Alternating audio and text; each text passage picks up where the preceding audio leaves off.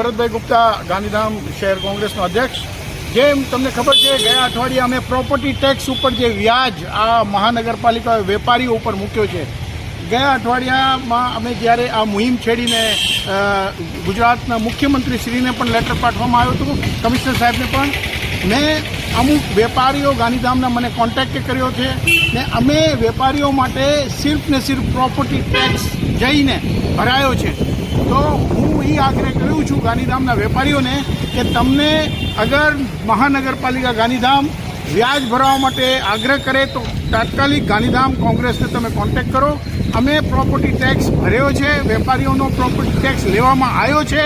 હવે તમને કોઈ પણ આ નગરપાલિકામાંથી કોઈ પણ અધિકારી વ્યાજ ભરવા માટે આગ્રહ કરે તો તાત્કાલિક ગાંધીધામ કોંગ્રેસ પાર્ટીને તમે કોન્ટેક્ટ કરો, મને કોન્ટેક્ટ કરો. હું અપીલ કરું છું ગાંધીધામના વેપારી મંડળને કે તમે તાત્કાલિક પ્રોપર્ટી ટેક્સ ભરી શકો છો ગાંધીધામ નગરપાલિકામાં આવીને.